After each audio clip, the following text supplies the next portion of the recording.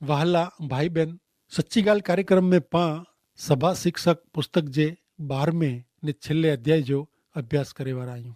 सभा शिक्षक जे छेल्ले एतरे 12 अध्याय में पा राजा सोलोमन जा छेल्ला शब्द सुणदासीं। पण मूंखे हिकिड़ी विनंती आहे आंखे चइजी क हिन अभ्यास संबंधी એટલે કે સભા શિક્ષક જે અભ્યાસમાં જેको કયો એની સંબંધી આંखे કોઈ પણ સવાલ વે, મૂંઝવણ વે, સમસ્યા વે તો જરૂર અહીં કાગળ લખજા। આંखे વિગતવાર સવાલ जा જવાબ ॾिने में अचींदा। ज़रूर आहे आंखे कागળ લખેજી અને સત્ય કે વધુ ખાસી રીતે સમજેજી।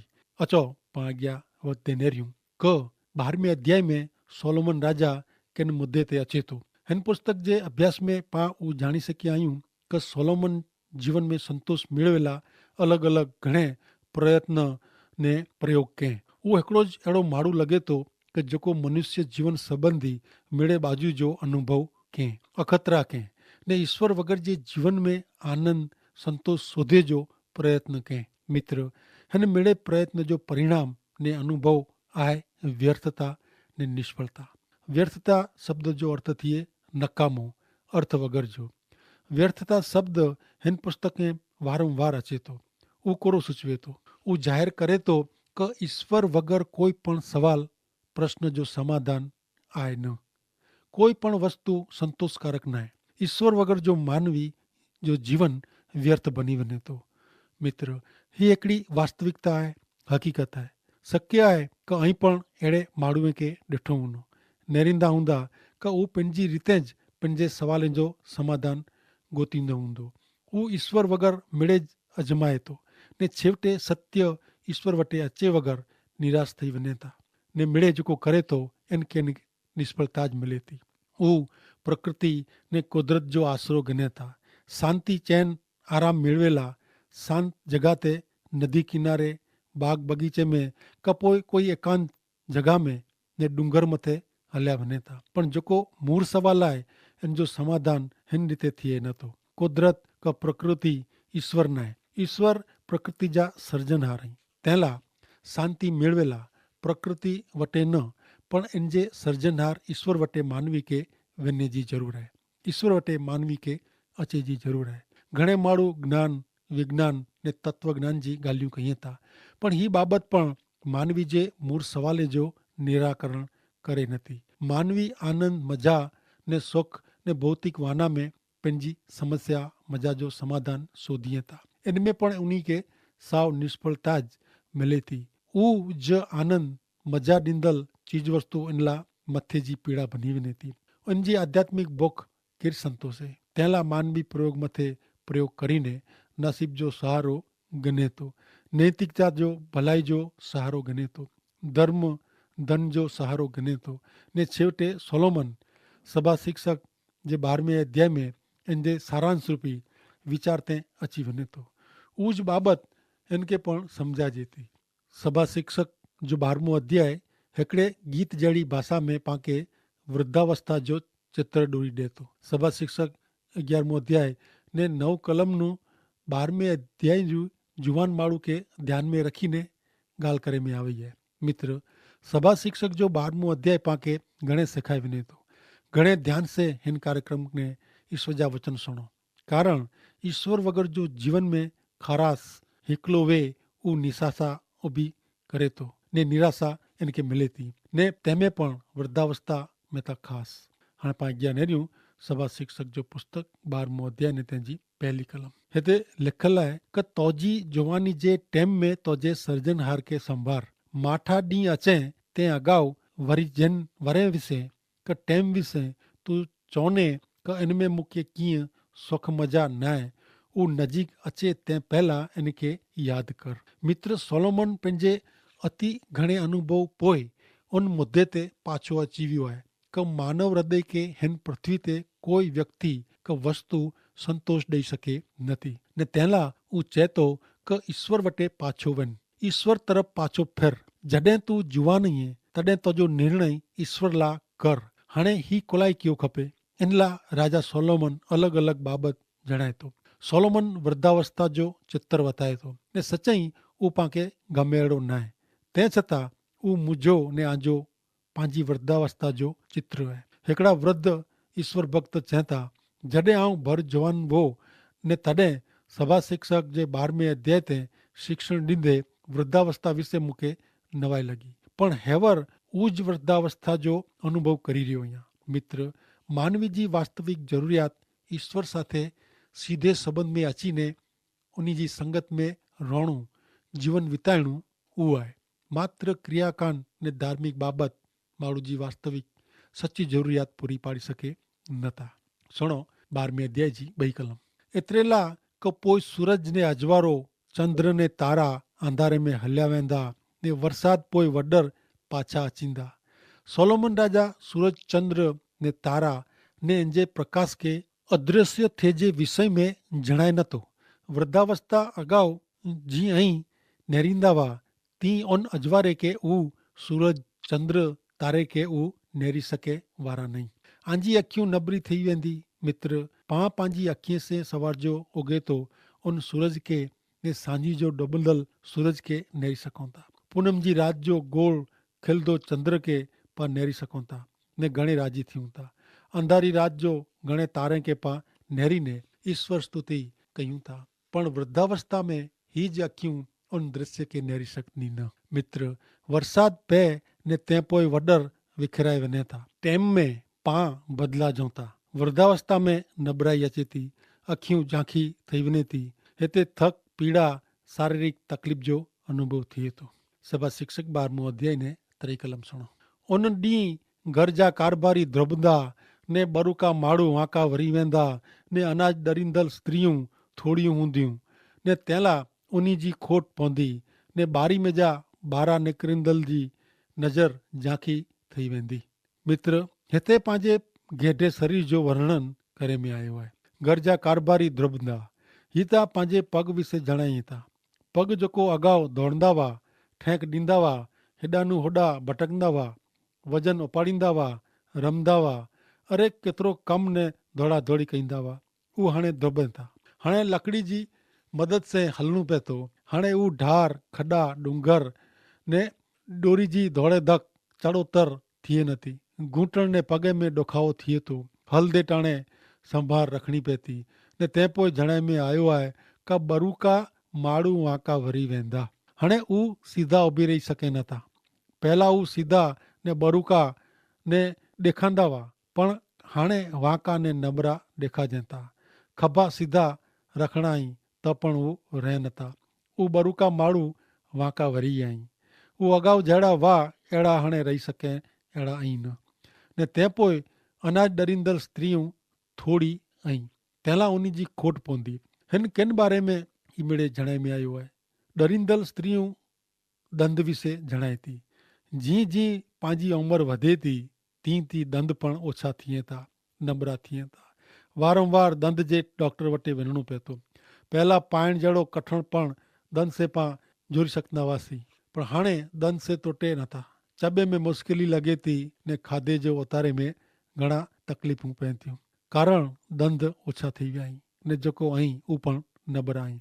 घणी वार त दंद वेह पण नथा ने बोखा थी वञे थो. शरीर पण गेटपण में नबरो थी वञे थो.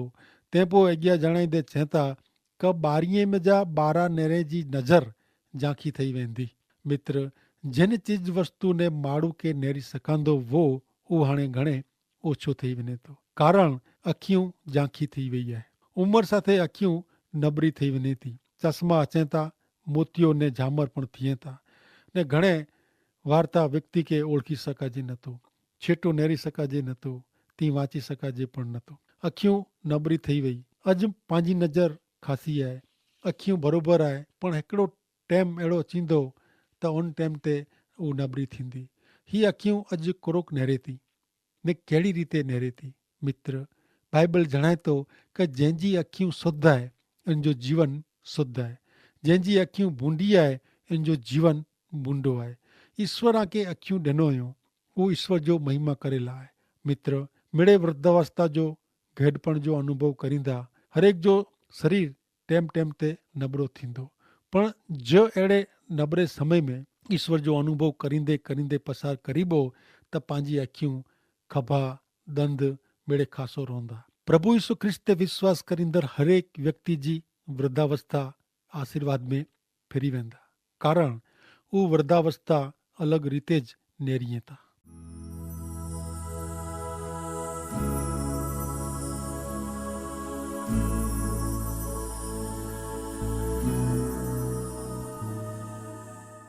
हाणे नेरियूं सभा शिक्षक जे 12वें अध्याय जी 4 कलम में कुरचनि था। वरी वाट जा दरवाजा बंदि करे में अचींदा, तॾहिं अनाज ॾरे जो आवाज़ ओछो थींदो, ने माण्हू पखी जे आवाज़ से जागी वेंदा, ने मेड़े गीत ॻाईंदले जो मान उतारे में अचींदो। वाट जा दरवाजा बंदि करे में अचींदा, इन जो अर्थ थिए ओछो सुणाजे, कन ॿोड़ा थी विया आहिनि, शेरीअ जो आवाज़ सुणाजे नथो, जात जात जा आवाज़ ने घोंघाट पहले वारे जी हाणे सुणाजे नथा, ने तंहिं पोइ पखी जे आवाज़ से जागी वञंदो। मित्र, वृद्धावस्था में सुणे जो ओछो थी वञे, तंहिं लाइ मिड़े आवाज़ सुणाजे न, पण ज ऐं कोई आवाज़ जोर से थिए ने ऊ सुणाजे त सुम्ही वो त ऊ सुणंदे जागी वञाजे थो। पहला जवानी में केतिरे आवाज़ में निंदर अची वेंदी हुई, पण हाणे जरा पण आवाज़ थिए त पण निंदर उॾी वञे थी। मित्र, वृद्धावस्था में निंदर ओछी थी वञे थी, मिड़े गीत ॻाईंदड़ जो मान ओछो थी वञे थो। वृद्धावस्था में ओछो सुणांदो ने गीत गाते में पण मुश्किल पवंदी, आवाज़ फाटी वञे थो, जाॾो ने बेसुरो थी वञे थो। अहिड़ो जहिड़ो जुवानी में ॻाए सघंदो हो, अहिड़ो हाणे ॻाए सघिजे नथो। भले हाणे अॻियां नेरियूं सभा शिक्षक जे 12वें अध्याय जी 5वीं कलम। हिते चवनि था कि हा, ऊ उनाणनु द्रिजंदा ने उन्ही के वाट में हलदे द्रा लॻंदो, ने बादाम जे झाड़ के फूल खिलंदा, ने तीड़ बोझे जहिड़ा थी वेंदा, ने इच्छा समूरी नाबूद थी वेंदी। एतिरे लाइ क माण्हू पंहिंजे लम्हे समय पोइ घरे वञे थो, ने ॾोखी थींदल शेरीअ में फिरे था। ऊंचाणनु ऊ द्रिजंदा, जीअं शुरूआत में हलदे सिखल बालक ऊंचाई नु द्रिजे थो, अहिड़ी ज रीते वृद्धावस्था में ऊंचाई वारी जॻह ते वञी सघिजे नथो। हाणे द्रा लॻे थो। जुवानी में डूंगर मथे चढ़ंदा हो, पण गेटपण में घर में हिकला पगथिया मथे चढ़णू वे थकी वञाजे थो। तंहिं पोइ बादाम जे झाड़ के फूल खिलंदा, एतिरे मथे ते फ़क़्ति धोरा वार ॾेखारींदा, निका हिकिड़ो पण वार हूंदो न। बादाम जा झाड़ फूल धोरा वहता, ने गेटपण पण वार धोरा थी वञे था। तंहिं पोइ जणायो वियो कि तीड़ बोझे जहिड़ा थी वेंदा, नंढी नंढी वस्तु नंढा नंढा बनाव कंटाड़े जहिड़ा बोझे जहिड़ा थी वेंदा। थोरे समय अगाऊ गमदी हुई ऊ चीज वस्तु, छोकरा, व्यक्ति नंढी बाबत में भार जहिड़ा कंटारे जहिड़ा लॻनि था। हाणे धीरज रहे नथी, शक्ति रहे नथी, सहन शक्ति पण न आहे। हिकिड़ी नंढी ॻाल्हि पण डूंगर जहिड़ी लॻे थी, इच्छा रहंदी न, ने थींदी न, एतिरे कोई मज़ा रहंदी न। अगाऊ मज़ा में अहिड़ी वस्तु, व्यक्ति बनाऊ हाणे रसकस वग़ैरह जा लॻनि था। मित्र, माण्हू इन जे घरे वञे तंहिं पहिला ही मिड़ेज बाबतूं बने थी। मरण टाणे ॾुख पीड़ा वे थी, ऊ पंहिंजे हमेशा जे जीवन में पाछो वञे थो, अनंत काल जे जीवन में पाछो फिरे थो। सभा शिक्षक 12वां अध्याय 6-8 कलम। उन ॾींहुं रूपे जी डोरी टुटी वेंदी, ने सोनेरी प्यालो जोरी पवंदो, ने गागर पाणी जे नाले वटे फुटी पवंदी, ने कोस जो पहीड़ो कुंडी वटे टुटी वेंदो, ने जहिड़ी अगाऊ मिटी हुई अहिड़ी ज पाछी धूड़ थी वेंदी, ने देव आत्मा ॾिनो उहो उन वटे पाछो वेंदो। ने सभा शिक्षक चवंदा कि व्यर्थता जी व्यर्थता मिड़ेज व्यर्थ आहे, नकामो आहे, अर्थ वग़ैरह जो आहे। मित्र, हिन कलम में मानवी जीवन जी क्षण भंगुरता पल भर जो जीवन विषय जाहिरात करे में आई आहे। गमे तॾहिं मौत पाके मिटाए सके थो, पाण गमे अहिड़ा वों मरण पाके धूड़ भेरा करी विझे थो। जो व्यक्ति ईश्वर जे द्रा में, आधीनता में, प्रसन्नता में जीवी न आहे त इन जो जीवन व्यर्थ नकामो बनी वञे थो। इन लाइ शाश्वत विनाश नर्क वग़ैरह कोई ज आसा न आहे। मित्र, प्रभु यीशु ख्रिस्त ते विश्वास कयूं था, उन लाइ मरण उज अंत न आहे, उता स्वर्गीय जीवन जो प्रवेश द्वार आहे। वृद्धावस्था में मिड़े कमी, खामियूं ने अशक्ति वे छतां प्रभु यीशु ख्रिस्त ते विश्वास रखंदड़ व्यक्ति हिकली न आहे। उहो हमेशा अनुभवे थो कि ईश्वर हमेशा मूं भेरा ऐं जेको सत्य ईश्वर के पंहिंजे जीवन में पहले स्थाने रखियो आहियूं उन्ही लाइ मरण ॾुख न पण आनंद आहे, मजा आहे। सभा शिक्षक जो पुस्तक 12मो अध्याय 9મી ने 10મી कलम। वरी सभा शिक्षक समझणो वो तेला उ लोक के ज्ञान सेखारींदो हो। हा, उ विचार करीने घणे नीति वचन गोती कढींदो हो ने उन्ही के नियम प्रमाणे गोठवींदो हो। सभा शिक्षक दिल खुश थिए अहिड़ा वचन ने प्रमाणिक लखाण एतिरे सत्य जा वचन गोती कढेला प्रयत्न करींदो हो। सोलोमन राजा जेकी वो इन विषय ऊज जणाए थो। मित्र, जिंदगी सुधी सिखणु ने जीवन में उतारणु घणे जरूरी है।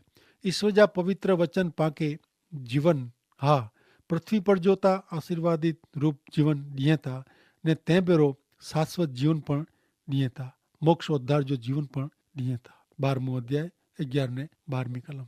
बुद्धिमान जा वचन आर जड़ा आहिनि ने सभापति जा वचन जेको हिकिड़े पालक तरफ़ से ॾिने में आवल आहिनि उ बरोबर विझल खिले जड़ा आहिनि।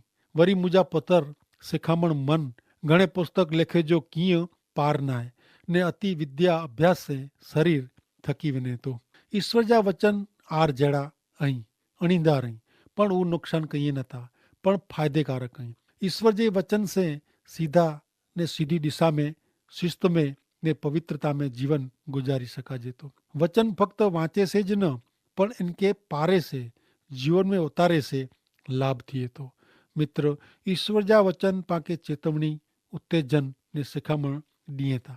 सभा शिक्षक जो पुस्तक 12मो अध्याय 13મી ने 14મી कलम। गाल जो परिणाम पा सुणो उ ही है, देव जो द्रा रख ने इनजी आज्ञा पार। हरेक मनुष्य जी संपूर्ण फरज ऊज है। एतरेला क भली क बूंढी गुप्त गाल सुधा हरेक कम जो देव न्याय करींदा। याद रखो मित्र, हरेक कम जो देव न्याय करींदा। ही कलमू सभा शिक्षक जे पुस्तक जो निचोड़ है, मूर है, पायो है। सोलोमन राजा अनेक प्रयोग करीने रहे।